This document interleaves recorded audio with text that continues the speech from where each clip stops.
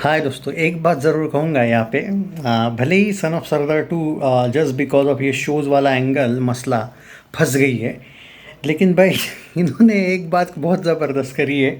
इनके वजह से सच बोल रहा हूँ, धड़क टू भी फंसी है। हाँ मतलब हुआ ये है कि देखो, प्लानिंग ऐसी थी। और देखो, it's not about planning, actually son of Sardaar two वालों की तो प्लानिंग गलत ही हुई है, इसमें कोई शक नहीं है। और धड़क वालों की भी समहाउ गलत ही हुई है। पर धड़क टू का एक रिलीज डेट फिक्स था कि भाई ऐसी ऐसी हमारी मतलब एक तारीख उन्होंने पहले ही दी थी। और सन ऑफ सरदार टू ने लास्ट मोमेंट पे एक तारीख किया। और ये तो अब सब के सब, इवन तरण आदर जैसा आदमी भी बोलने लगा जिसको इतना एक्सपीरियंस है कि सैयारा के चक्कर में शायद ये जो डिसीजन था देवगन फिल्म्स का, और इवन अब तो अजय देवगन की पीआर टीम ने भी समहाउ ये एग्री कर लिया है कि गलत हुआ भाई हमसे ये डिसीजन, आगे ले जाना फिल्म को। यही मैं बार बार बोलते आया हूँ। पर अब यहाँ पे हुआ ये है कि धड़क वालों को भी 1 पे 1 ऑफ़र डालना पड़ा, और उनका भी एडवांस बुकिंग डल चल रहा है। मतलब हम तो डूबे सनम, तुमको भी ले डूबेंगे वाला एंगल। पर यहाँ पे एक गलती है। धड़क टू का एक खासियत है, उसका भाई प्रोड्यूसर है धर्मा प्रोडक्शन, करण जौहर। भाई कितना ज़बरदस्त दिमाग है उसका, वो बताने की ज़रूरत नहीं है। कलेक्शन आता है, धड़क टू का आ भी सकता है। बहुत से अजय फैंस मुझे कमेंट्स में बोल रहे, भाई कहीं ऐसा तो नहीं हो कि धड़क सैयारा तो छोड़ो, बोले कहीं धड़क टू ना भारी पड़े सन ऑफ सरदार टू पे। देखो भाई, कलेक्शन के मामले में करण जौहर पोस्टर्स देने में माहिर है। और देवगन फिल्म्स को भी मैं कहूँगा यहाँ पे कि तुम्हें इस फिल्म में करना पड़ेगा भाई वही प्रपंच जो बाकी के लोग करते और तुम कभी नहीं करते हो, कॉरपोरेट। पर ये करेंगे क्या, तो उस पे डाउट है। दूसरी बात, एडवांस बुकिंग का लोग बोल रहे हैं भाई ट्विटर का ही अपडेट दे दो। बट ट्विटर का अपडेट देने को कुछ नहीं। अभी का जो इशू चल रहा है यहाँ पे, धड़क टू की जो एडवांस बुकिंग है ना, एट प्रेजेंट जो देखने को मिल रही है, वो अप्रॉक्स बोला जा रहा है, कंफर्म नहीं। क्योंकि भाई जैसे सैकनिल चुप बैठा है, बॉलीवुड के बड़े बड़े क्रिटिक्स चुप बैठे, एग्जैक्टली कोई नहीं बता रहा है, कोई मोई भी नहीं बता रहा है, पिंक विला भी नहीं, बॉलीवुड हंगामा भी नहीं, सब सन्नाटा है। क्योंकि एडवांस बुकिंग एग्जैक्टली कितना हुआ है सिर्फ रफ डाटा आया है। रफ डाटे के अनुसार, जो रफ डाटा है उसके अनुसार, जहाँ जहाँ एडवांस बुकिंग ओपन हुई है पूरे ऑल ओवर इंडिया, कम जगह पे ही हुई है, इसमें कोई शक नहीं है। लेकिन जो धड़क टू की जो एडवांस बुकिंग है वो एट प्रेजेंट देखने को मिल रही है ऑलमोस्ट 8.5 लाख। ओके। और सन ऑफ सरदार टू की जो एडवांस बुकिंग, हालांकि ये रफ डाटा है, ये गारंटी नहीं है कि मैं इस बात की गारंटी नहीं दे सकती है एग्जैक्ट आंकड़ा है, रफ डाटा है। विद ब्लॉक सीट से या विदाउट ब्लॉक सीट से वो भी नहीं बता पाऊंगा, हो सकता है उससे भी कम हो, लेकिन एक अप्रॉक्स डाटा आया है। क्योंकि कल से एडवांस बुकिंग कुछ जगह शुरू हुई है और अभी तक चल रही है। तो मैं आपको एक अंदाज़ा दे रहा हूँ कि 5 बजे तक कितना हुआ है।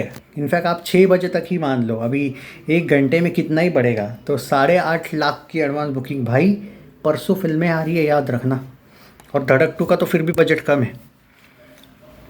सन ऑफ सरदार टू का जो एडवांस बुकिंग अभी देखने को मिल रहा है वो एग्जैक्टली 9 लाख का देखने को मिल रहा है। अब एक बात समझ में आ रहा है कितनी कांटे के टक्कर है, दोनों को ऑलमोस्ट इक्वल शो मिले हैं, almost equal. Son of Sardaar two का बजट धड़क के बजट से ऑलमोस्ट दुगना या 2.5 गुना है, तो उसके बारे में बात ही मत करो। बस न्यूट्रल ऑडियंस तो करेगी नहीं सपोर्ट, इसलिए कोई अजय के जो फैंस है वो एडवांस बुकिंग छोड़ के अगर डायरेक्ट थिएटर में जाके इस फिल्म को सपोर्ट करे तो शायद इस फिल्म का कुछ भला हो सकता है। वरना दोनों भी फिल्म्स को मुश्किल दिख रही है, क्योंकि महाअवतार नरसिम्हा एक सरप्राइज़ पैकेज है। दूसरी बात, सैयारा के जो शोज़ है वो अभी भी, इवन करण जौहर भी उस शोज़ को कम नहीं कर पाया। बाकी तो छोड़ दो, अजय देवगन की जो लोग बोलते हैं यार, मैं खुद मानता हूँ कि उनकी पीआर टीम ख़राब है, करण जौहर भी अपनी पीआर टीम यूज़ नहीं कर पाया सैयारा के अगेंस्ट। या फिर हो सकता है कि ये जो आपस में मिले थे चोपराज और जौहर, वो इस वजह से भी मिले थे कि शायद समझौता हुआ होगा कि हम कम स्क्रीन्स पे भी हैप्पी है। करण जौहर को तो वैसे भी आहान पसंद आया होगा, तो बाद में उसने डील की होगी आगे चल के कि आहान को तो वो वैसे भी ले लेगा कोई फिल्म में, जैसे आदित्य रॉय कपूर को लेके डुबा दिया था उसने ओके जानू में लिया था उसको, याद है ना, आदित्य श्रद्धा को। क्या पता वापस आहान और उस लड़की को ले लेगा, बोलेगा तुम्हारी ब्लॉकबस्टर जोड़ी है, दे देगा फिल्म, करवा देगा डिजास्टर। और वैसे भी सिद्धांत चतुर्वेदी के लिए क्यों लड़ेगा ज़्यादा करण जौहर, वो तो सेल्फ मेड है ना, वो थोड़ी ना ये है क्या कहते हैं अनन्या पांडे जैसा स्ट्रगलर थोड़ी है वो, समझ में आ रहा है, वो तो सेल्फ मेड है। तो करण जौहर इतना दिमाग भी नहीं लगा रहा है इस फिल्म के लिए, इतनी ताकत भी नहीं लगा रहा है। हाँ पीआर टीम एक्टिव है लेकिन उतनी वे में नहीं एक्टिव। मतलब करण जौहर अपनी फिल्मों के साथ कैसे समझौता करने लगा भाई, आप समझ में आया उस दिन क्यों मिले थे ये दोनों एक दूसरे से।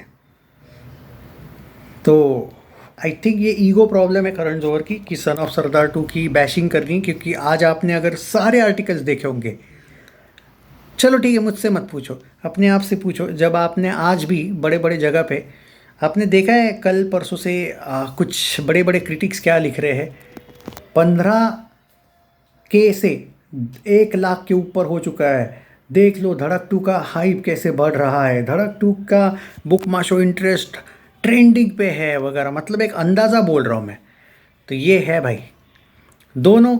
और एक सच बोलूँ दोनों का एडवांस बुकिंग एकदम इक्वल है, कोई किसी का ज़्यादा नहीं कोई किसी का कम नहीं। ये 8.5 लाख और 9 लाख पे मत जाओ तुम, रफ डाटा ही है, कंफर्म नहीं है।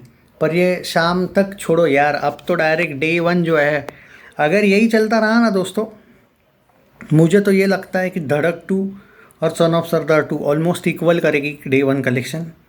बाय 1 गेट 1 जो ऑफ़र है वो दोनों ने रखा है, तो ऑलमोस्ट इक्वल ही रखेगा भाई, कलेक्शन आएगा।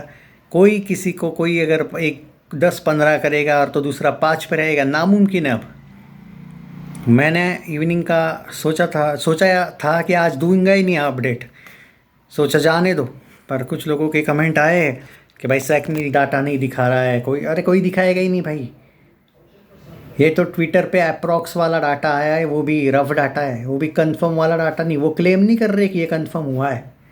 बहुत बुरा हाल है भाई दोनों फिल्मों का।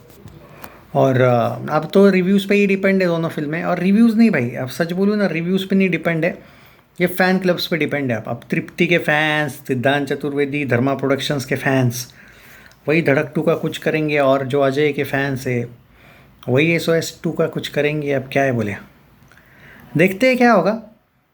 अब तो जो होगा सो होगा भाई। मेरा अभी कहना है भाई कि धड़क 2 ने एक अच्छा प्रोग्रेस किया है भाई, इनका एडवांस बुकिंग और सन ऑफ सरदार का एडवांस बुकिंग इतना इक्वल जाएगा ये ना सोचा था। कहीं ऐसा ना हो कि सच में वो उसको क्रॉस कर दे, क्योंकि इतनी निगेटिविटी अभी तक धड़क 2 की नहीं फैलाई है लोगों ने, और ना फैली है ट्रेलर के बाद जितनी इसकी फैली है, ये फैक्ट है।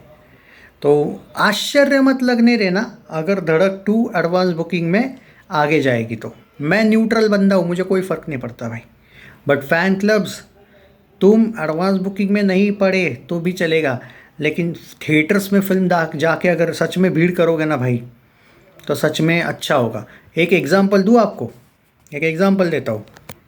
केरला स्टोरी याद है, केरला स्टोरी रिलीज़ हुई थी, उसका प्रेडिक्शन सैकनिल ने डे 1 का कितना किया था मालूम है? 3 करोड़ का। शाम आते होते आफ्टरनून, शाम आते आते उसके शोज़ बढ़े और उसका डे 1 आया था 9-9.5 करोड़। उसका एग्जाम्पल याद रखना कि audience is the real power. अगर तुम लोग दिखाओगे ना पावर, इवन मैं धड़क 2 वालों को भी बोल रहा हूँ भाई साहब, it's not only for Son of Sardaar, अगर आप धड़क के भी फ़ैन हो तो आपको भी इनकरेज कर रहा हूँ मैं। सबसे बड़ी ताकत है ऑडियंस, और थिएटर में जाने वाली ऑडियंस, कमेंट्स में ब्लॉकबस्टर लिखने वाली ऑडियंस नहीं, थिएटर में टिकट के साथ देखने वाली ऑडियंस। भाई 50% ऑफ है दोनों फिल्मों का, तो जिनको जाके देखना है थिएटर्स में जाके देखिए दोस्तों। मैं तो क्या भाई, अगर प्रीमियर को लेके आज सुबह मिल जाए, सॉरी कल सुबह मिलेगा मुझे फाइनल अपडेट कि प्रीमियर है या नहीं, तो वो तो मैं प्रीमियर रिव्यू ही दे दूंगा भाई आपको कि फ़िल्म कैसी है कैसी नहीं।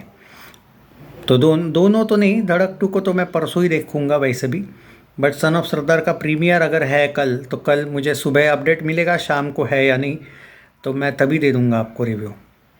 All the best for both teams, both क्या कहते हैं, both films, and take care. दोनों का एडवांस बुकिंग इक्वल है भाई, ऑलमोस्ट इक्वल।